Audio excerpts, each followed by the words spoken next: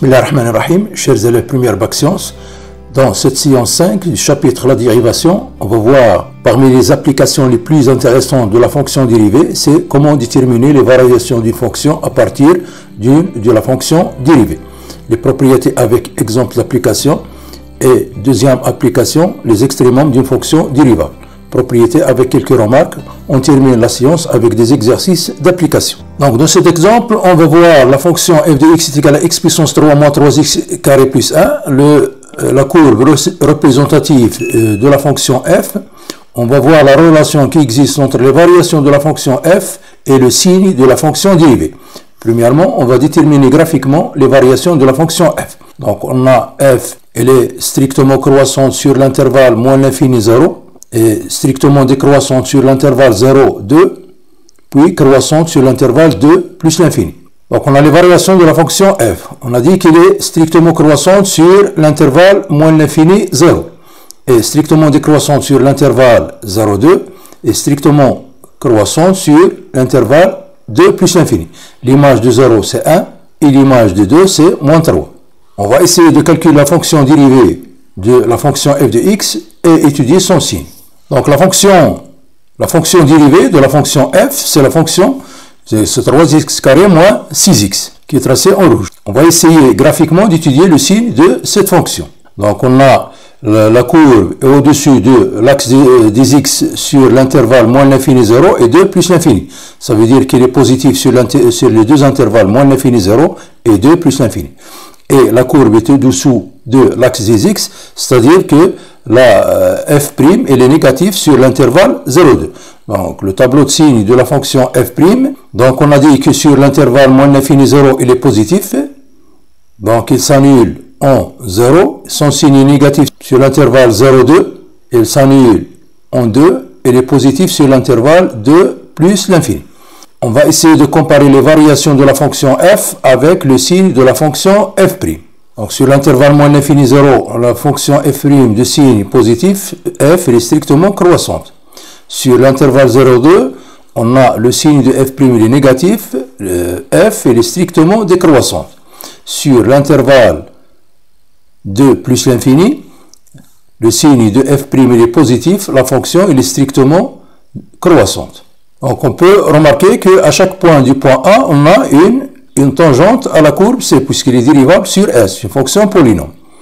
Et on va essayer de remarquer la pente de cette tangente sur les trois intervalles. Le f' de A est de coordonnées A, f de A.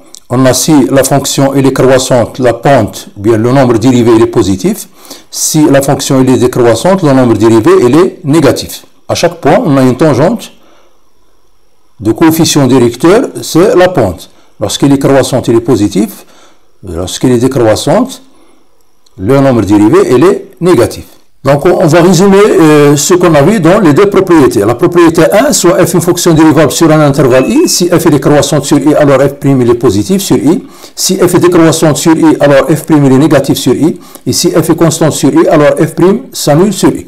La propriété la plus importante, c'est la propriété 2. Soit f une fonction dérivable sur i, sur un intervalle i. Si f' est strictement positif sur i, alors f est strictement croissante sur i. Si f' est inférieur strictement à 0, c'est-à-dire strictement négatif sur i, alors f est strictement décroissante sur i. Si f' est égal à 0 sur l'intervalle i, alors f est une constante sur i. Une petite remarque, dans cette propriété 2, si f' s'annule en des points isolés, la propriété reste vraie, c'est-à-dire f est strictement décroissante ou bien strictement croissante. Si on prend par exemple f de x est égal à x puissance 3, la fonction dérivée de cette fonction, c'est 3x carré. La fonction, elle est dérivable sur R. 3x carré, elle est positive sur R et s'annule seulement en un point de 0. En un point isolé, 0. Donc, la fonction f, elle est strictement croissante sur R. Donc, même si f' s'annule en des points isolés, quel que soit le nombre de ces points isolés, la propriété reste vraie. Donc, on va prendre un exemple, on va étudier les variations de la fonction f définie sur R par f de x est égal à x carré moins 2x plus 1 en utilisant la propriété 2, c'est-à-dire en utilisant le signe de la fonction dérivée. Donc, premièrement, la f est une fonction polynôme, donc dérivable sur R, donc on va calculer la fonction dérivée et étudier son signe. Donc, on a quel que soit x appartenant à R, f' de x, c'est la dérivée de de x carré moins 2x plus 1. Donc d'après les propriétés de la fonction dérivée, donc la somme, donc c'est la somme des dérivés, c'est-à-dire la dérivée de x carré moins la dérivée de 2x plus la dérivée de la fonction constante 1. La dérivée de x carré c'est de 2x, la dérivée de 2x c'est 2, donc c'est moins 2, plus 0, la dérivée de la fonction constante. Donc est égal à 2 facteur de x moins 1. Donc le signe de f' c'est le signe de x moins 1. Donc on va faire un tableau de signes de f' avec les variations de f, qui s'appelle le tableau de variation de f.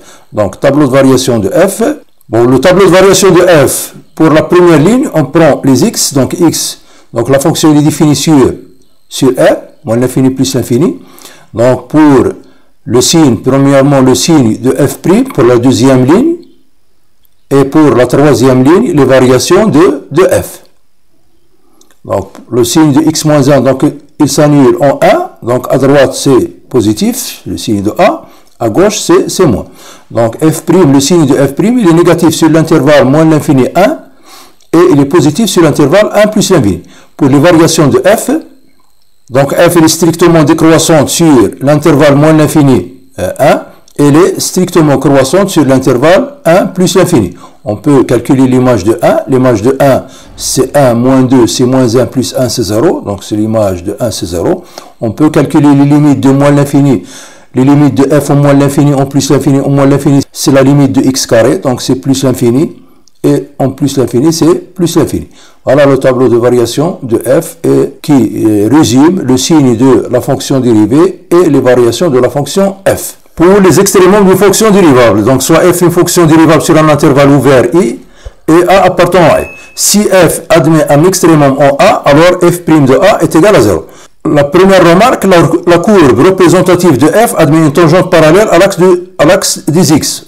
En un point A de coordonnées a, fa, d'équation y est égale à f de a.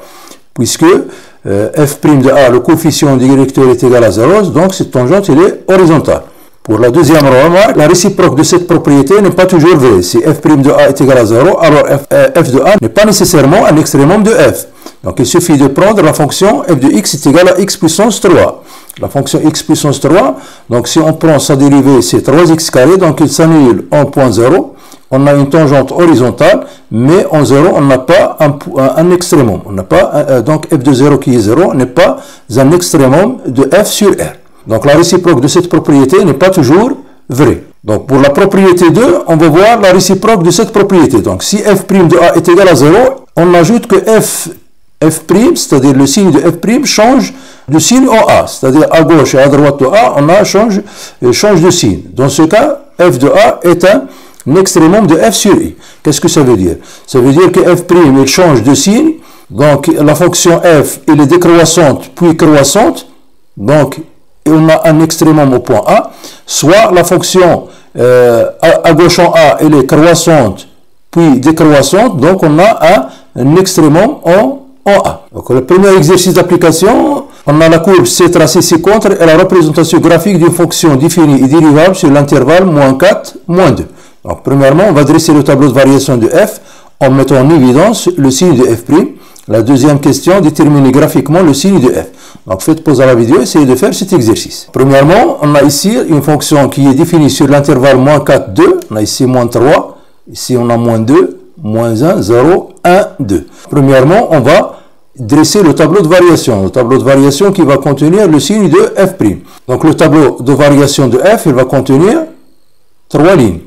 Première ligne, l'intervalle de définition, ou bien le domaine de définition de cette fonction, c'est moins 4, l'intervalle moins 4, 2. Deuxième ligne va comporter le signe de f' de x et les variations de f. Donc on va voir les variations de f. On a pour cette fonction, on voit qu'elle est croissante sur l'intervalle moins 4, moins 3.